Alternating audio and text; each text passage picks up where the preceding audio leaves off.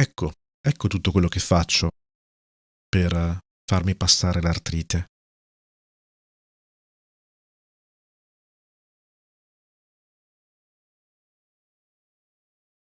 In questo episodio ti racconto cosa si può fare concretamente per risolvere una volta per tutte l'artrite.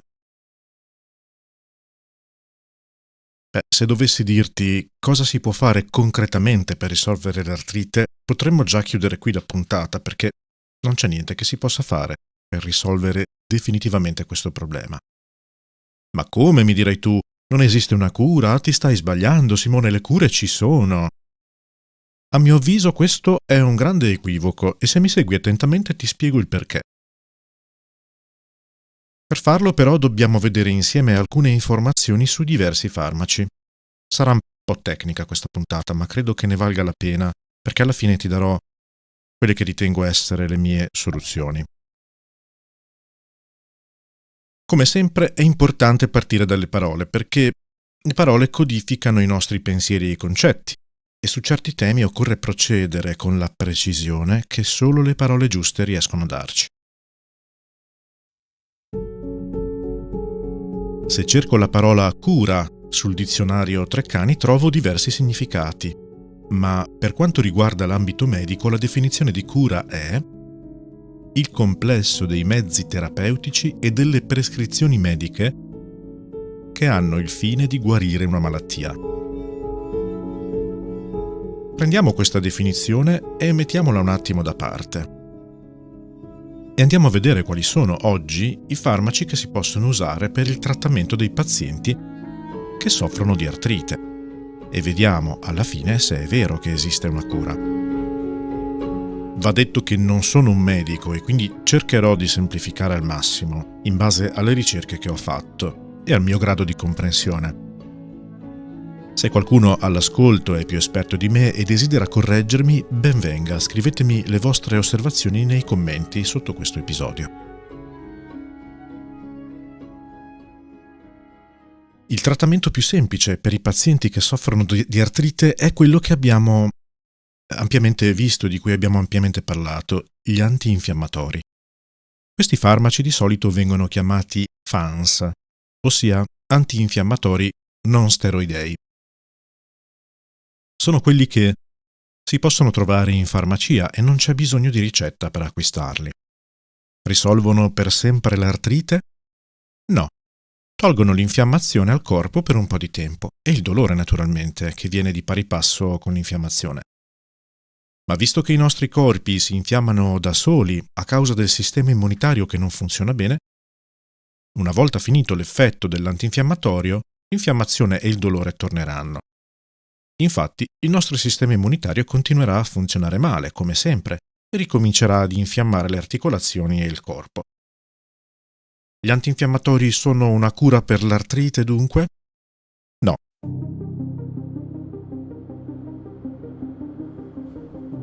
Gli effetti collaterali più comuni di queste sostanze, come l'ibuprofene ad esempio, sono ulcere a livello dello stomaco e sanguinamento dell'intestino, o anche gravi problemi a carico del fegato e del cuore.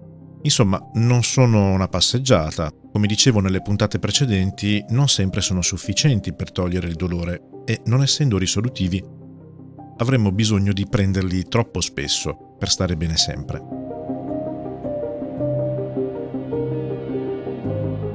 Salendo di livello c'è il cortisone e tutti i farmaci conosciuti come corticosteroidi. Occorre parlarne con il proprio medico o reumatologo, ovviamente, prima di assumerli, che valuterà se è il caso e li prescriverà. Anche in questo caso non si possono prendere in eterno. Sono abbastanza efficaci nel ridurre l'infiammazione, ma ci possono essere effetti collaterali anche gravi.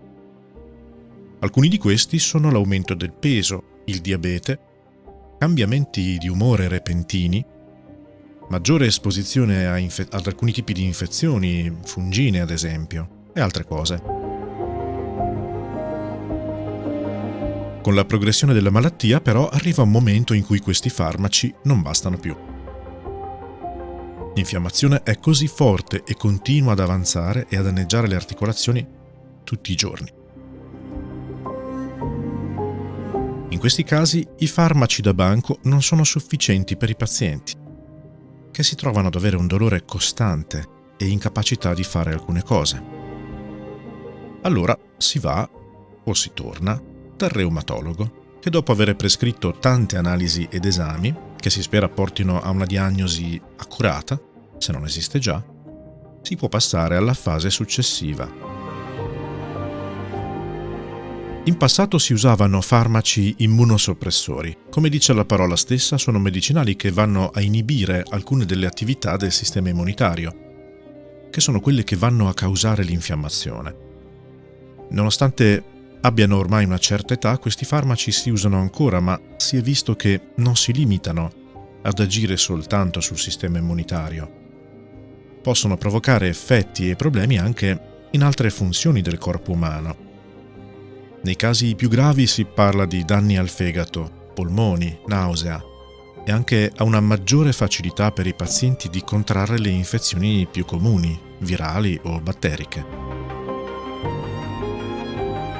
Con il tempo si è cercato di trovare altre soluzioni, per così dire più accurate, per il trattamento dei pazienti e sono nati i farmaci biotecnologici o più semplicemente biologici. Si chiamano così perché non sono sintetizzati, ma vengono prodotti da organismi cellulari appositamente selezionati. Parliamo anche degli inibitori del TNF-alfa.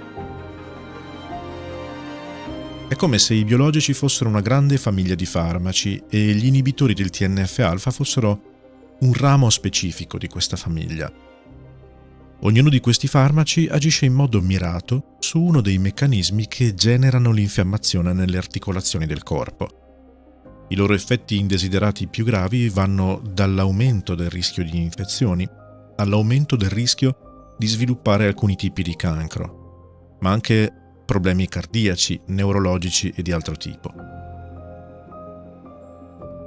Per queste ragioni, sia i biologici che gli immunosoppressori classici non sono in vendita in farmacia come molti altri farmaci, ma vanno somministrati dal reparto di reumatologia, che provvede anche a monitorare il paziente nel tempo per verificare sia l'insorgenza di problemi collaterali che l'effettiva efficacia del farmaco. Certamente, perché oltre a tutti i rischi, il fatto è che questi farmaci non sono immediatamente efficaci su tutti i pazienti. Basta cercare un qualsiasi gruppo di pazienti con l'artrite su qualsiasi social e verificare di persona le esperienze riportate da chi assume questi farmaci. Alcuni riportano di non avere più infiammazione e dolore, e questo è fantastico oggettivamente. Mentre per altri l'esperienza è un po' diversa e dopo anni di tentativi non riescono ancora a trovare il prodotto giusto e continuano, a cambiare un farmaco dopo l'altro, sperimentarlo per un lungo periodo e poi cambiare ancora. Sia gli immunosoppressori che i farmaci biologici vanno assunti a tempo indefinito, perché non appena si smette il nostro sistema immunitario impazzito ricomincia a fare il suo lavoro. Sì, ci sono casi in cui le persone che hanno assunto i biologici smettono di prenderli e non hanno più alcun problema, ma sono casi davvero rari. In questo caso si parla di remissione della malattia, che tra l'altro può non essere una condizione definitiva, la malattia può rimanifestarsi di nuovo. E in quel caso bisogna ricominciare tutto da capo. Ti lascio qualche studio linkato in descrizione se sei interessato o interessata ad approfondire questi numeri maggiormente. Torniamo quindi al punto di partenza. Esiste una cura per l'artrite oppure no? Anche basandoci soltanto su quanto abbiamo detto finora, a me viene da dire di no. Perché una cura è qualcosa, come abbiamo visto dal dizionario Treccani, di risolutivo, di definitivo. Un farmaco che va assunto tutti i giorni o tutte le settimane o tutti i mesi affinché il paziente stia meglio non è una cura, è una terapia. Siamo d'accordo su questo? Io lo definirei più una terapia o un trattamento e la definizione della Treccani in effetti sembrerebbe darmi ragione. Ma anche qui sono pronto ad accettare critiche costruttive e poi, non siamo qui a fare questioni di lana caprina, però effettivamente questi farmaci non, diciamo così, non risolvono per l'eternità. Nella vita e nel linguaggio di tutti i giorni, nel linguaggio parlato, siamo abituati a parlare di cure per l'artrite, come se parlassimo di terapie, ma non sono la stessa cosa. Non diciamo che la cura per il diabete è l'insulina. Siamo d'accordo? Questi sono soltanto farmaci che migliorano i sintomi o al massimo riducono temporaneamente gli effetti della malattia. Chi soffre di artrite deve prepararsi a fare dei trattamenti, ma una vera e propria cura definitiva, risolutiva, non c'è, secondo me.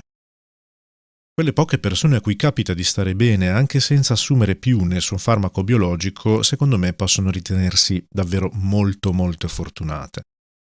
E poi tutto questo riguarda l'artrite, ma per chi come me soffre anche di fibromialgia non c'è soluzione. Per quanto mi riguarda, sono stato costretto a meditare su tutto questo già nel 2023. Già all'inizio dell'anno avevo ormai capito che una buona parte del dolore che non mi dava tregua non veniva dall'artrite. Non poteva essere l'artrite a provocare quel dolore simile ad una nevralgia che era in tutto il corpo. Avevo la sensazione che tutto il mio corpo fosse percorso da una specie di scossa elettrica dolorosa. Non sarei neanche riuscito a indicare un punto preciso in cui stavo provando il dolore. Nei muscoli grandi come quelli delle cosce o della schiena, oppure vicino alle spalle, era qualcosa di insopportabile da non riuscire a dormire, nei polpacci anche. C'erano, e ci sono ancora, dei momenti in cui mi sembrava che qualcuno mi stesse piantando dei chiodi nei muscoli, come delle coltellate, così senza motivo. Mi capita ancora di provare delle sensazioni così dolorose e improvvise e mi è impossibile non urlare o esclamare. Provo a contenermi perché, per esempio in ufficio, non è il massimo, magari durante una riunione o al cinema ad esempio. Però succede. Oltre a questo, una perenne sensazione di stanchezza e mancanza di forza nei muscoli, in particolare per i movimenti di precisione. Non so se ti ricordi, ma ti ho raccontato che ero un chitarrista e quindi io credo che la mia progressiva incapacità a suonare fosse dipesa proprio dall'avvento della fibromialgia. Dicevamo, una perenne sensazione di stanchezza, quasi come in quel periodo in cui non riuscivo neanche ad alzarmi dal letto, quando avevo 30 anni. Mi capita di non riuscire a ragionare lucidamente, di non ricordare il nome di alcuni colleghi o il cognome, colleghi che vedo ogni giorno. Tutto questo è stato anche aggravato dalla Covid, quando l'ho presa. Prova tu a trovare un'email tra 1 milione di altre senza ricordare come si chiama chi te l'ha mandata. Dimentico tutto e per questo cerco di scrivermi tutto. Il mio cellulare è pieno di promemoria e appuntamenti. Nel 2023 ero messo così male da questo punto di vista che non mi rendevo neanche conto di essere in quello stato. Era come se le mie capacità mentali si fossero ridotte di 10 volte. E come se fosse così da sempre. Alle Canarie, come ti raccontavo, invece continuavo a stare benissimo. Praticamente ero una persona diversa, mi sembrava incredibile. Avevo la sensazione che tutti i ricordi che avevo della mia condizione quando ero a casa riguardassero un'altra persona. Era così forte la differenza che mi sembrava di essere 2 persone diverse. E poi c'è la rigidità muscolare. Tutto il corpo costantemente teso anche quando non lo vuoi, anche se non c'è motivo, anche se non sei preoccupato. Ogni movimento è doloroso, specie al mattino. La sensazione di gonfiore dappertutto è molto fastidiosa. Non sai più cosa dipende da una patologia e cosa dall'altra. È stato proprio nel 2023 che per la prima volta anche il reumatologo mi disse che poteva trattarsi di fibromialgia. Poteva, sì, poteva. Anzi, dai sintomi che descrivevo era molto probabile che fosse così, ma lui non poteva diagnosticarla perché per diagnosticare la fibromialgia non esiste un esame. Si valuta se il paziente provi dolore in alcuni punti. E nel mio caso, in quei punti anche l'artrite provoca forte dolore. Come si distingue allora il dolore dell'artrite da quello che potrebbe dare la fibromialgia? Non si può. Ed ecco perché la fibromialgia non mi è mai stata diagnosticata, neanche nel 2024, quando tentai di avere un secondo parere. Di nuovo la stessa risposta. Probabilmente c'è, ma non è rilevabile con certezza perché non c'è un esame oggettivo che possa rilevarla, o come un prelievo del sangue, e quindi non è diagnosticabile. Oltre il danno, la beffa. Non so se ti sei accorto tra l'altro che nel corso di questo podcast a volte ho difficoltà ad articolare le parole, ma non posso farci niente perché dipende dai muscoli della faccia. Questo è la fibromialgia. Comunque, fu proprio in quelle due occasioni, nel 2023 e nel 2024, che mi proposero di assumere farmaci biologici come terapia, almeno per contrastare l'artrite. Ma c'è un problema, anzi più di uno. Devi sapere che da sempre sono ipersensibile ai farmaci. Mi fanno effetto, sì, ma mi vengono sempre anche degli effetti collaterali previsti sul foglietto illustrativo. Moltissimi effetti collaterali. E non pensare che io sia ipocondriaco. Non è che leggo il foglietto e poi mi convinco anch'io di avere quelle cose, è l'esatto contrario. Prendo le medicine, comincio ad avere le cose più strane e puntualmente le ritrovo sul foglietto, che leggo soltanto dopo, per andare a vedere se i sintomi che ho possono essere ricondotti a degli effetti collaterali. E non sono neanche una persona che rifiuta i farmaci a prescindere. Ho fatto tutte le vaccinazioni possibili anche più volte, non ne ho paura e sono davvero convinto che siano molto utili. Come reagirebbe il mio corpo ad un farmaco così pesante come il biologico? Ad un farmaco che presenta quegli effetti collaterali anche così gravi che ti ho detto prima? Ci ho pensato tantissimo, sono stato combattuto per tantissimo tempo, ma non è per me. Ho pensato tanto se farlo oppure no, ma davvero non è per me. Vivrei continuamente nel terrore che qualcuno di quegli effetti potrebbe saltare fuori e alcuni di questi effetti sono, come dire, definitivi. Io sono un codardo forse, ma il coraggio di provare e vedere come va non ce l'ho. Anche se il peggio non succedesse, ci sono degli aspetti pratici che non riesco proprio ad ignorare. Per prima cosa ho paura degli aghi, anzi, diciamo pure una fobia. E questi farmaci me li dovrei iniettare da solo, forse anche una volta alla settimana. Non ce la farei mai. Oltre a tutto questo, sarebbe complicatissimo portarli con me in viaggio. E se mi hai seguito sul mio canale principale, che è il Simone Viaggiatore, vallo a vedere se non l'hai ancora visto, sai quanto tengo alla possibilità di viaggiare. In base al tipo di farmaco che il reumatologo prescriverebbe ci sarebbero anche altre difficoltà. Non dovrei espormi al sole, e torniamo al discorso del viaggiare. Ancora ci vogliono molte precauzioni nel caso in cui si debba fare un intervento chirurgico, ad esempio, nel caso in cui ci si ammali. Io negli ultimi anni ho fatto, ad esempio, un impianto dentale all'anno, tanto per capirci come farei, sarebbe una continua gestione di questi due mondi. In queste situazioni i farmaci biologici andrebbero sospesi per poi ricominciare successivamente, quindi perdendo magari gli eventuali effetti positivi.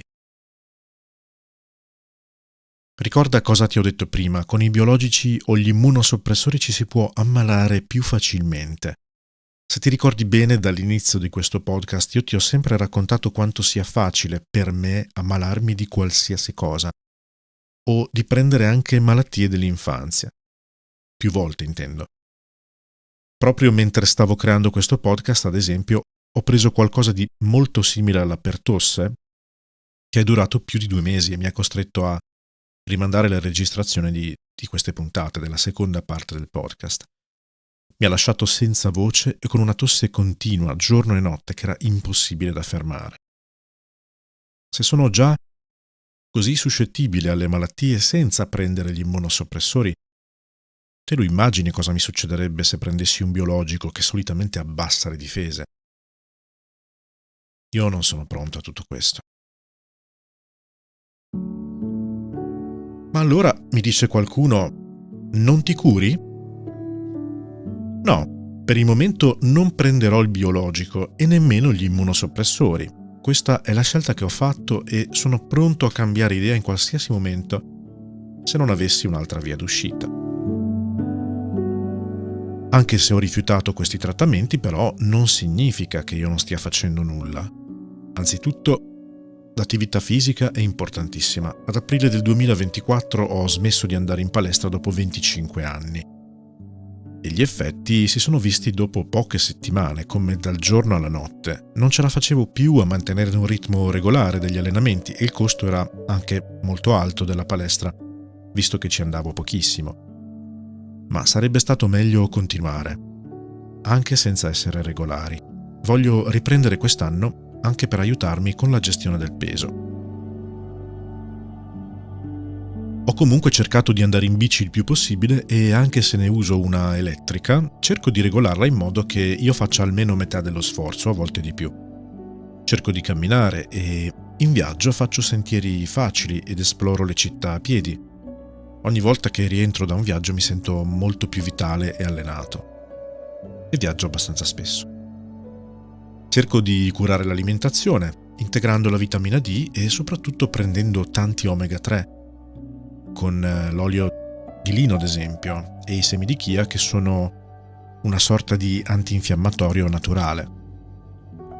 È proprio grazie all'olio di lino che dopo tanti anni le mie dita hanno finalmente smesso di spaccarsi e la psoriasi è molto meno marcata di prima, anche se ogni tanto rialza la testa, ma si riesce a tenere abbastanza a bada. Provare per credere, ma bisogna assumerne tanto durante il giorno, così ho rimosso dalla dieta l'olio di oliva e il burro per evitare di assumere nel complesso troppi grassi. Ora, i grassi che assumo sono principalmente omega 3. La cosa più importante di tutte che ha dato una svolta alla gestione della mia malattia sono stati i farmaci ayurvedici che ho iniziato a prendere tanti anni fa e finalmente sono pronto a darti qualche dettaglio in più, compresi gli effetti collaterali e i rischi di questa soluzione. Acquisto questi prodotti su eBay e mi arrivano direttamente dall'India, ma ci si può rivolgere anche direttamente ai produttori tramite i loro siti. Il rimedio ayurvedico di cui sto parlando si chiama Trayodashang Gugulu, ha un nome un po' particolare, e a volte si trova anche come Triyodashang Gugulu. E dipende dal produttore e dall'area geografica, suppongo. Comunque, nella descrizione di questa puntata ti lascio tutti i riferimenti con la scritta precisa di come si chiama questo rimedio. È composto di piante e radici e con l'aiuto dell'intelligenza artificiale ho tradotto i nomi delle piante utilizzate che sono scritte in hindi e ho potuto capire meglio di cosa si trattasse. Te le lascio anche queste nella descrizione dell'episodio, ma ad esempio, per farti capire, c'è lo zenzero, c'è del pepe, ci sono i semi di finocchio, la curcuma e altre cose che conosciamo molto bene anche in Occidente. Poi ci sono invece alcune piante che qui da noi non esistono, come ad esempio la Pluchea lanceolata, la cui radice è un immunomodulante.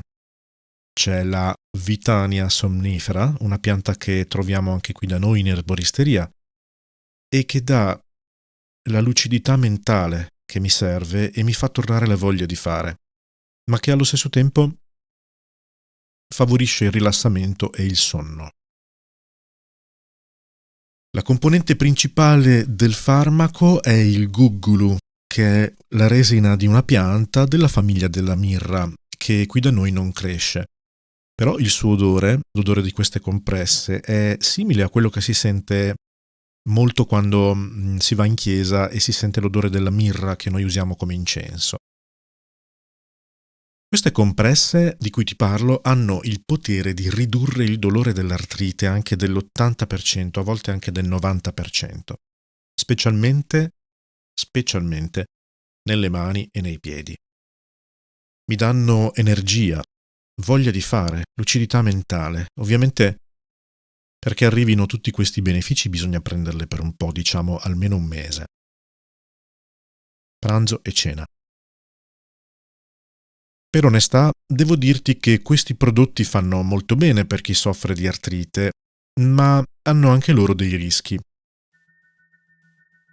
A mio avviso sono rischi ridotti rispetto a quelli del biologico, ma i rischi ci sono e come, così come anche degli effetti collaterali.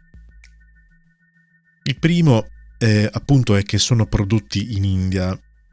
Non è un pregiudizio il mio, sono stato in India 3 volte, però non posso dire se la produzione è rigorosa come per i farmaci che produciamo in Occidente oppure no. Sono preparati, diciamo, erboristici, quindi in sostanza bisogna fidarsi di chi li produce. Svolgono un effetto fluidificante sul sangue e quindi chi ha problemi di coagulazione, ad esempio, non può assumerli. Anche chi soffre di ulcera, gastrite o disturbi gastrici potrebbe vedere il suo bruciore aumentare o provare nausea e diarrea. Insomma, ci vogliono comunque un po' di precauzioni. Quanto costano? Sicuramente più del biologico, perché il biologico viene passato dal Servizio Sanitario Nazionale. Ma diciamo che se una dose di biologico può arrivare a costare anche 1.000 euro al Servizio Sanitario Nazionale, una confezione di queste compresse, che dura all'incirca 20-25 giorni, costa 15 euro al mese. Non ringraziatemi per fare risparmiare il Sistema Sanitario Nazionale. L'effetto più sgradevole che riscontro io di queste compresse, però, è un altro. È che fanno venire una fame terrificante. Ti mangeresti anche il tavolo. Praticamente non si avverte più il senso di sazietà. Si ha sempre fame. Diciamo che si riesce al contempo a sentirsi pieni ma ad avere ancora fame, cosa che a lungo andare può essere molto pericolosa, soprattutto perché il peso in questo modo tende ad aumentare. Nel 2023, ti dicevo, dopo aver rifiutato il biologico, mi sono accorto che stavo prendendo questo trio da Shang in maniera irregolare, ma soprattutto alla metà del dosaggio possibile giornaliero, che è scritto sopra la confezione. Ho iniziato a prenderlo quindi alla dose massima e da allora la mia vita è migliorata molto. Riesco a muovere bene le dita molto più spesso rispetto a prima, poi certo le giornate di brutto tempo si fanno sentire.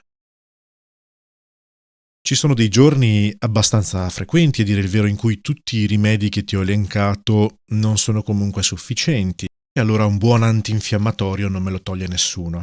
Il Brufen, l'Oki, dipende che cosa ho in casa. Ma parliamo di solito di 5, 6, 7 giorni al mese, non di più. Ora, ad esempio, è febbraio del 2025 e l'ultimo antinfiammatorio l'ho preso poco dopo Natale, quindi non male. Quando posso poi prendo il paracetamolo, intendo dire se il dolore non è troppo forte. E capita. Il paracetamolo non toglie l'infiammazione e quando finisce l'effetto si sta peggio di prima, ma se non c'è altro e per limitare gli effetti degli antinfiammatori va benissimo anche quello.